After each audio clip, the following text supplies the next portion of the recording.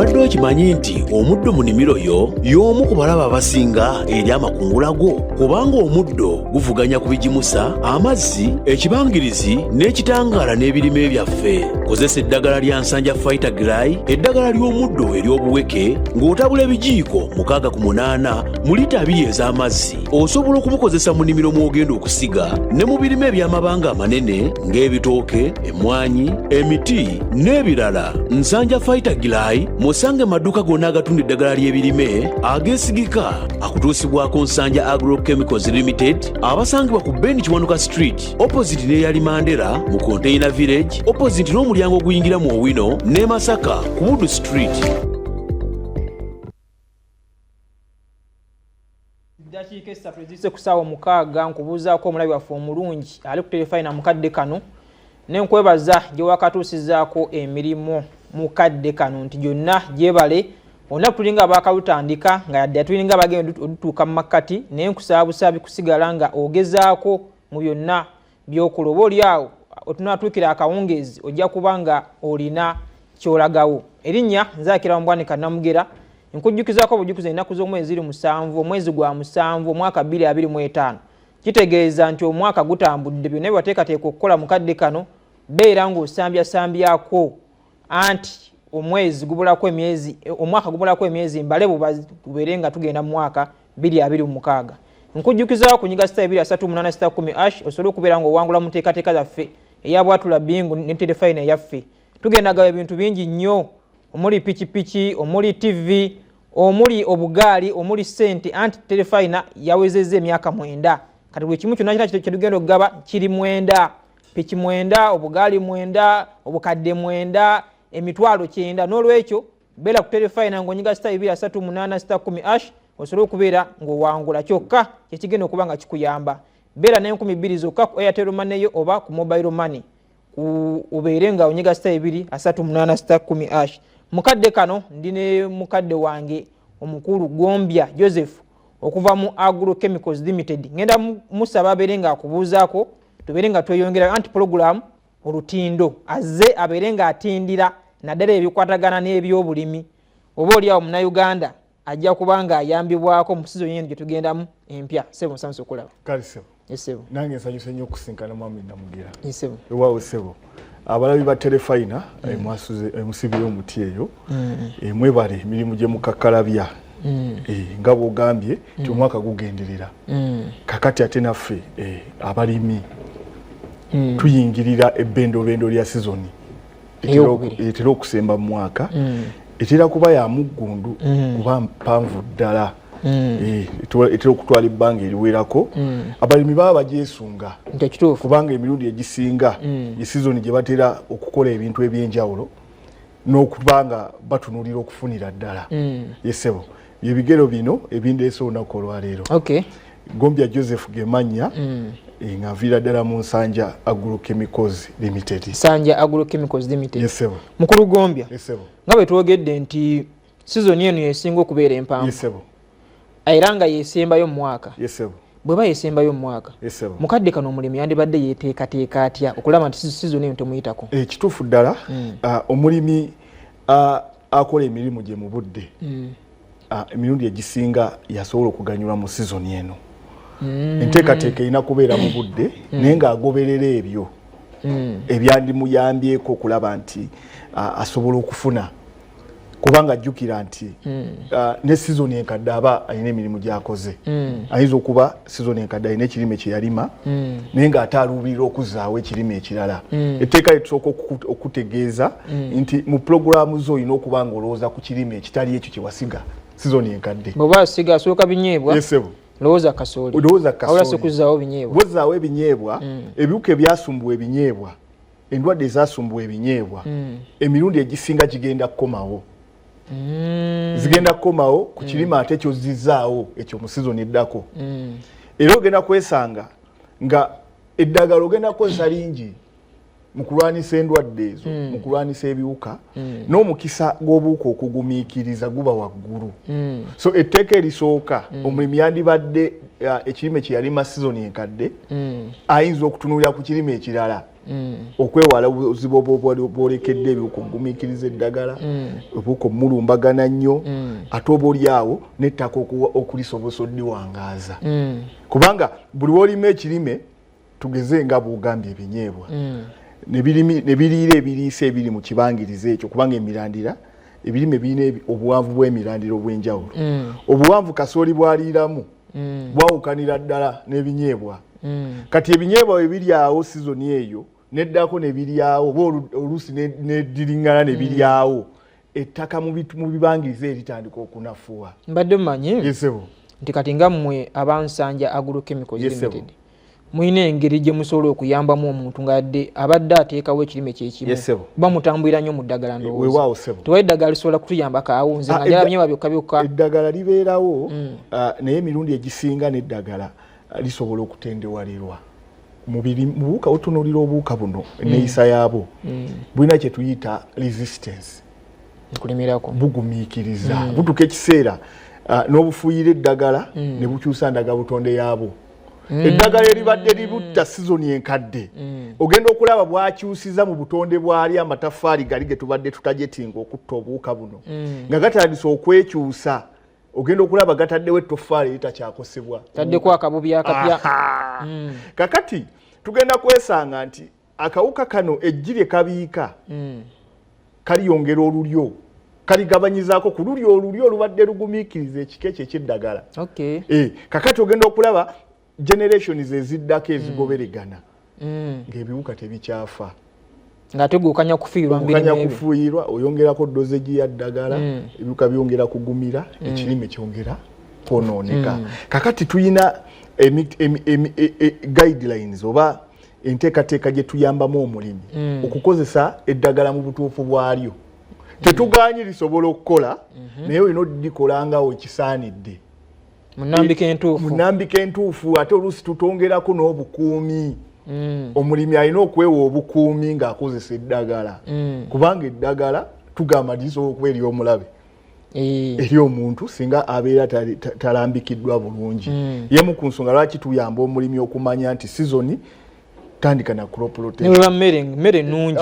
ne bw'olya ennyo oyinza okulemera w'otudde efuuka ya bulabe gy'oli kati enteekateeka eyo gye tutunuulire kisookera ddala ekyoyisi y'ekirime ekirime ky'oluubirira okulima kirowoozeeko nga tekigenda kukosa butonde bwetoolodde nimiro yo biwuka tebigenda kukusumbuwa nnyo naffe eddagala twagala olikozese naye likozese nga likuyamba tekikugasa kujja ne tukuwa eddagala mutonde kumalawo ate n'otafuna kiruubirirwa kyo nkya n'otadde kati tulikuwa ne tukulambika tukulaga kirime kye walima luli kikyuseemu life cycle kubanga emitendera gy'ebiwuka tuba tugisena nga tegirina kyakulya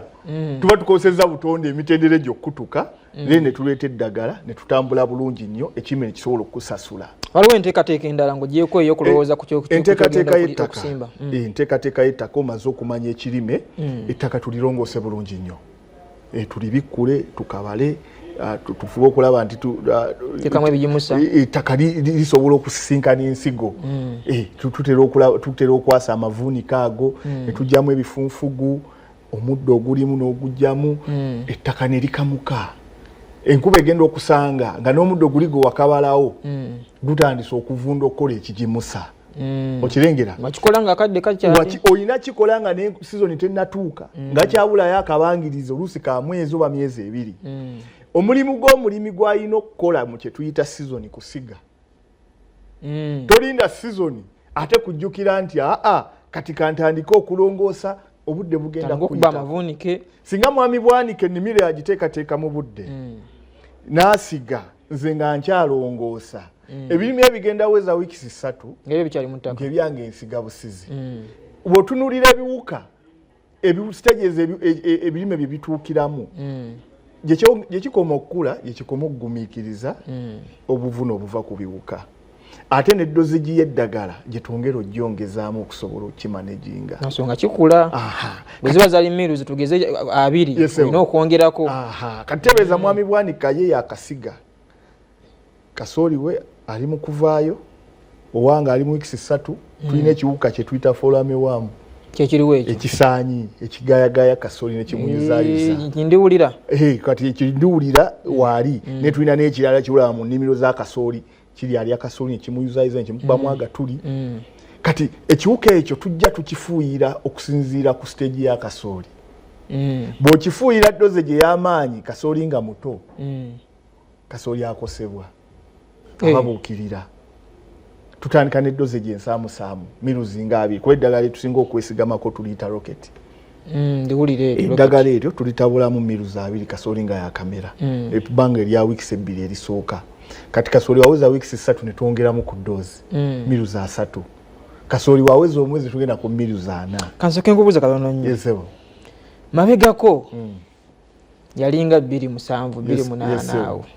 nabeeranga ne jjajjange omugenzi kati Sheikh Badru Damulira nga tulima naye tetwakozesa nnyo okufuuyira okwo lwaki ensangi zino abantu bakozesa nnyo okufuuyira kuba ffe twakubanga amavunike gaffe ne tuteekateeka ennimiro ne tusiga twaddangayo okukoola era ogenda okulanga ekirime nga kwegamba nga kisagala kiramu bulungi naye ennaku zino lwaki abantu bayitiriza nnyo okukozesa eddagala kiva ku ki nkyukakyuka tulina enkyukakyuka y'obudde kyetuyita climate change yemu ku nsonga ekyokubiri abantu batandise okukyuka kyetuyita transitioning okuva mu kyetuyita subsistence agriculture simanyi kibuzo sikikubuuziza kikuddiza n'ekibuzo kye nandisoose okubuuza nti enkola eyo mwalimanga kyenkana kyembunene bw'ennimiro yabanga nnene nno nga tuyinza okuweza eka 5 kakati omulimi ensangi zino atunulire ebintu nga 3-4 ekisookera ddala enkyukakyuka y'embeera y'obudde etuleetedde okusikiriza ebiwuka ebitaaliwo myaka gy'emabega tulina ekiwuka ekyo kyenvukkoonako folo amewamu tekiweza na myaka 10 mu katale wano kiwuka kipya new kid on street era ekiwuka ekyo bw'okitunuulira kyava mu nsi ezirina embeera y'obudde gye tuyita tropics embeera y'obudde ebugumiirira eri mu temperature nga ze tuyina wano kirina stage ya moth kyekibojjolo ekibojjolo ekisobola okubuuka katebereza embuyaga gy'ekisindika gye kigenda nekibuuka nezisemayanja okirengera kati ebbanga liyita ebiwuka ebyo ne bitandika okusobola okusurviving ate wano wali wapya vegetation embuuka yakyo yefaananyizaako y'enzige bw'oba ovudde ku ekyo oluusi emmere esalangana borders ate oluusi tulina kye tuyita quarantine embeera y'okusobola okulaba nti emmere gye tuyingiza teyingiza biwuka teyingiza ndwadde singa wabeerawo loophole yonna emmere eyo neeyingira n'oleeta kasooli n'ava ku mulino wano naye ng'oledde mulimu amagi g'ekiwuka ekyo okirengera ekiwuka kyalula ne kitandika emitenda ne kimultiplyinga kisobola okuyita mu mmere kisobola okuba nga kibuuka olw'okuba kirina moth era otunuulira tutandinga ebiwuka ebitambula kilometers nyingi kisobola mu kibangirizi kitono nnyo okutambula kilomita ezisoba mu 1000 kuba obubojjolo bubuuka embuyaga yekola ki yebusindika gye bulaga kakati ogenda okwesanga nti twatandika okufuna ebiwuka ebipya ebiwuka ebyo okusobola okuba n'obukuumi bw'emmere kyetuyita food security mu ggwanga mu ngeri yonna oba olina okukozesa ddagala tewabaddeewo solution yonna kulwanisa folo amewamu ng'oggyeko eddagala era nga wendikonokedde eddagala nga roketi oludaya lyetuyita nsanja mamekitini enkyukakyuka y'embeera y'obudde okukkiriza kw'abalimi nti tuve ku kulima ey'okulyako ewaka katale tugifuule bizinesi kati bwefuuka bizinesi ebimu ku byotunuulira kwe kulondoola okusomooza ebirime bye bisinkana ebikyasinze ebiwuka ndwadde na muddo ekyokusatu lebba bwe tutunuulira omuddo kuba ngambye mwakabalanga mwakoolanga omuddo tukozesa nkumbi yaffe eza mwami bwanika abapakasi tebakyalabika bafunyeyo ebintu ebipya ebibasikiriza ebisinga ku kulima kati okufuna omupakasi akukolere eka 10 ez'akasooli ogenda okukolako 2 ng'ettaano zifudde ng'omuddo gumaze okuyita ku levo egenda okulemesa ekirime kino okuwa amakungula kati era mu kukozesa eddagala okulongoosa tukozesa eddagala ly'omuddo ddagala lya girayi maaka ddagala lya nsanja fighter girayi nti omulimi bw'aba asobodde okulongoosa obulungi nga tugambye longoosa naye mujjukira buli w'obikkula ettaka lino tuba twagala lifune empewo livunze lizimbe nakavundira omupya naye obutonde busigalawo n'ensigo y'omuddo esigala yeebikka mu ttaka eryo kakati mudda nnyo ng'omulimi asize ekirime kye ekyaluubirira okuteekawo mu sizoni oba bijjanjalo oba binyeewo oba kasooli n'omuddo gwola gutya gumeruka olw'enkuba ebeetonnya kakati omuddo gwo waaguleka ne gukula ne kasooli kasooli agenda kufa kuba gugenda kumuvuganya guba mungi kugamba agenda okutuuka gy'alaga nga gyeyavudde nga gwasituse ensonga lwaki omulimi asize tugamba afuuyira eddagala omuddo ogwo gumeruse gukale wabula ate ekirime ekyo kikole kisituke liddagala ly'omuddo era tetukomaawo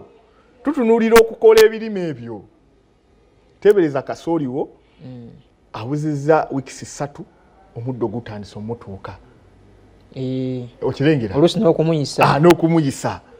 aho tukuwa amagezi afuna eddagala eritta omuddo